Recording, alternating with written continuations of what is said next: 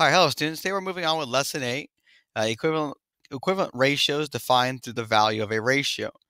So we're going to kind of still work like we did in lesson 7. We're going to take a ratio and start using the value of it, which is the fraction.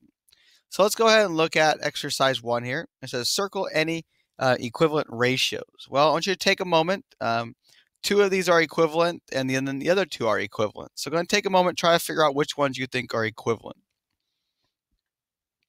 All right, hopefully you thought about it for a moment, and hopefully you realize that these are equivalent to each other. Well, that's a bad circle job. Let's go ahead and try that one more time. Hopefully you notice that these 2 are equivalent to each other, and hopefully you realize when I pull out a different pen, you recognize that these 2 are equivalent to each other. Now the question is, how do we know these are equivalent to each other? Well, back in lesson 4, we kind of talked about the C value. The C value has to be the same. The change from one ratio to the other has to be the same. So we look at the 1 to 2 being converted to 5 to 10. We can notice that 1 times 5 is 5, and 2 times 5 is 10. So the C value in this case is 5.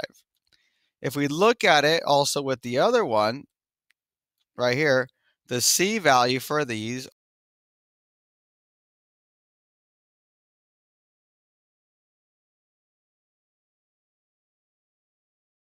about finding equivalent ratios, there's another way we can talk about using the value of a ratio. So we look down the next part. It says find the value of the following ratios. Leave your answer as a fraction, but write your fraction. Go ahead and kind of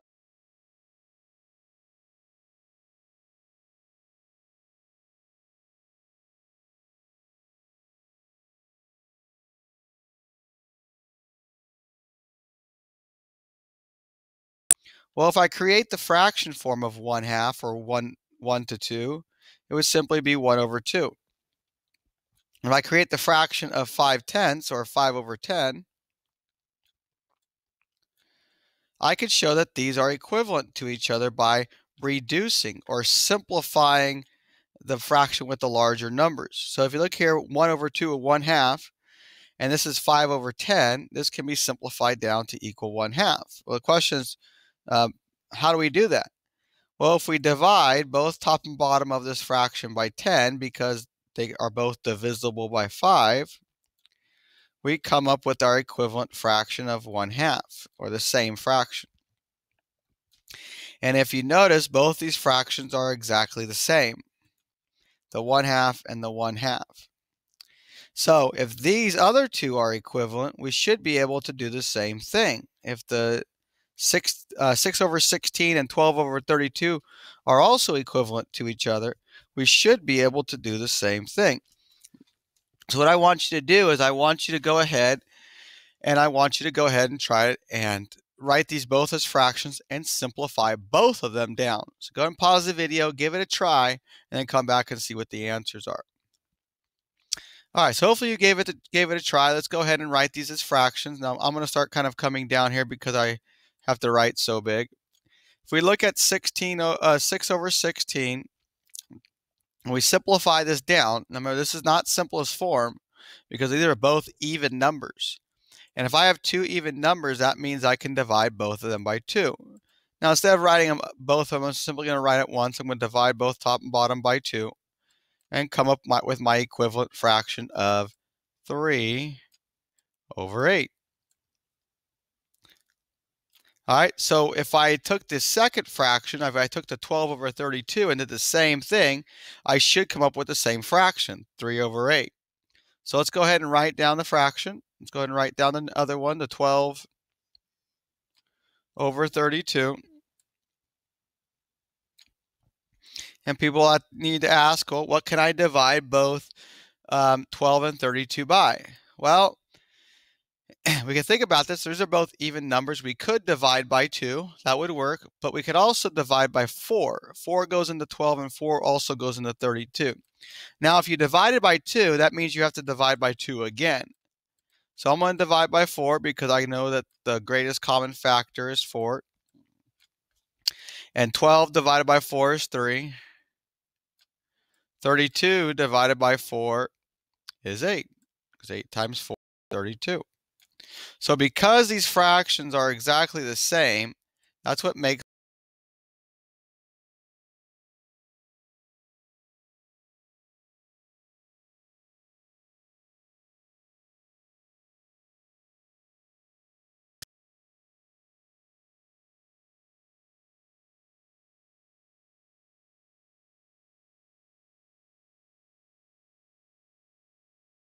we know, or we should recognize, that the value of the ratios are the same. Okay, the values of equivalent ratios are exactly the same. So I want you to write a little phrase about that. Okay, just simply saying that we notice that the equivalent ratios have the same values. So go ahead and take a moment, go and write that down, and then go ahead and move to the second video. All right, hello students. So we're going to move on. Hopefully you're on make sure you're on exercise 3.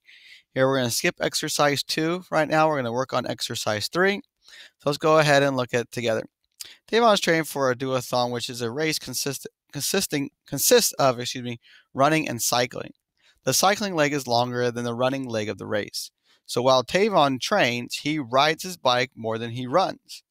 During training, Tavon runs 4 miles for every 14 miles he rides his bike.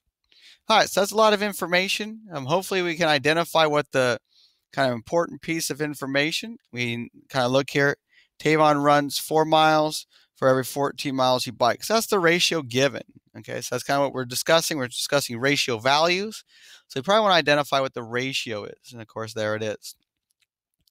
So now let's go ahead and look at what the question is.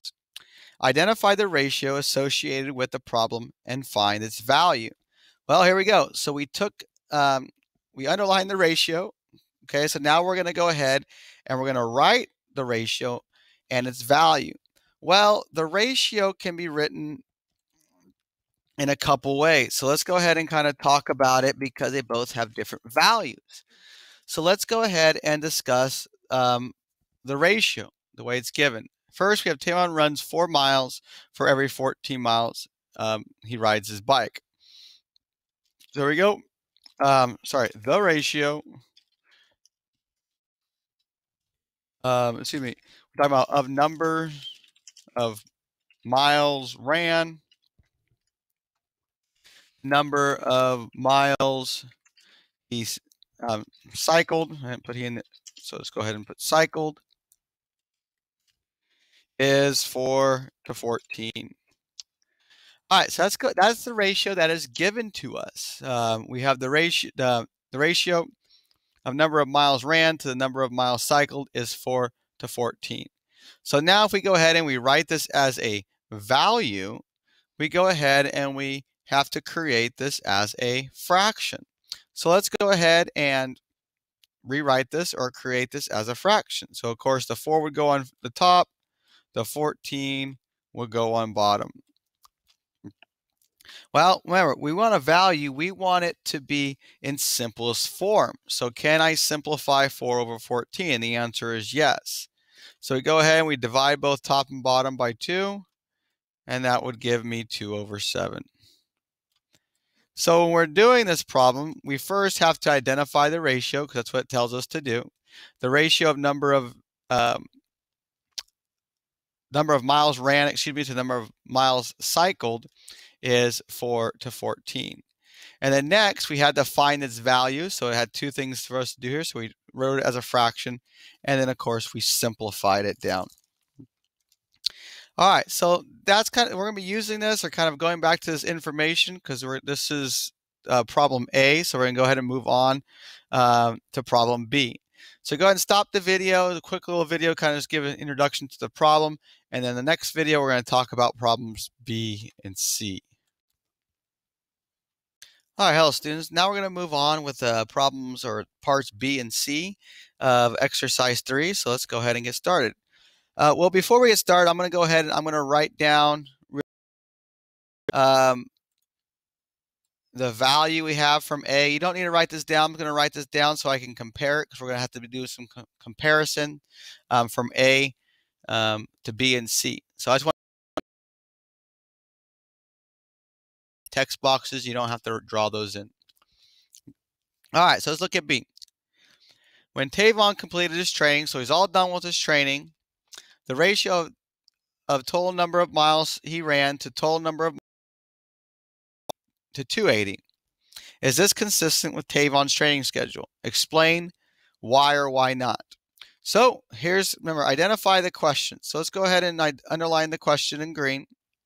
Is this consistent with Tavon's schedule? And then we have to explain why or why not. So let's make sure we answer the question. So the information given, he finished his training. He has a ratio of 80 to 280. And we want to know, are these two consistent? Well, we have to represent this as a value. So just like before, the first number we put on top of our fraction,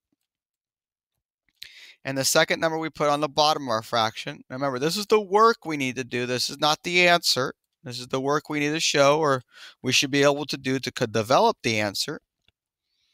And now we need to simplify this or reduce this fraction to see if it looks like the 2/7 from A. So we need to figure out, what can I divide both top and bottom by? Well, hopefully identify these both end in zeros. So that means we can divide this by 10. So if I divide by 10, that gives me an equivalent fraction. 80 divided by 10, of course, is 8. Remember, when you divide by 10, you're really just losing the 0 here in the 80. And the same thing down here. You're losing the 0 in the 280, and we get 28. Well, now we look, well, are these fractions the same? And the answer is no. And of course, then we ask ourselves, is this fraction, the 8 over 28, simplified all the way? And still the answer is no. So we need to divide again. What can we divide 8 and 28 by nicely? Nicely means it goes in evenly, no decimals or fractions. Well, 2 would work, but 4 would work a little bit better. 4 is the greatest common factor between those two. So if I want 8 divided by 4, that would give me 2. 28 divided by 4 would give me 7. So if we look at this fraction right here is equal to the fraction value or ratio value from A. So we should be able to answer the question now. And the question was, is this consistent with Tavon's training schedule? And the answer is yes. So let's go and put A for answer. The answer is yes. This is consistent with Tavon. Let me get my cursor or arrow out of the way. Tavon's training schedule.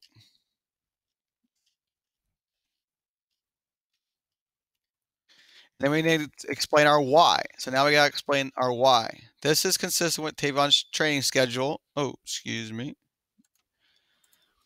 Because both ratios have the same, and we call these fractions ratio, excuse me, value. I'm thinking faster than I'm typing, so please forgive me. All right, so yes, this is consistent because both of them have the same value. And of course, I would probably even input the value of 2 to 7. Kind of explain it or give it a little more detail. So this is the answer. Remember, this the other stuff up here is the work to come up with the answer, but we actually have to answer the question being presented. All right, so we're going to do the same thing. We're going to do it one more time. Now we're going to do it with C. Well, something's going to change now in Tavon's schedule. In one training session, Tavon ran 4 miles and cycled 7 miles. Did this training session represent an equivalent ratio of the distance he ran to the distance he cycled? So we kind of start off the same way. We take the ratio they give us, the 4 to 7. We write it as a fraction. Then we ask ourselves, can we simplify this fraction down, the 4 over 7? And the answer is no. We can't divide 4 and 7 by anything nicely. So we compare it to our original fraction, our 2/7. Well, I'm going to go and write that down here and ask you, are these two equivalent to each other or equal to each other? And hopefully you recognize this, and the answer is no. These are not equal.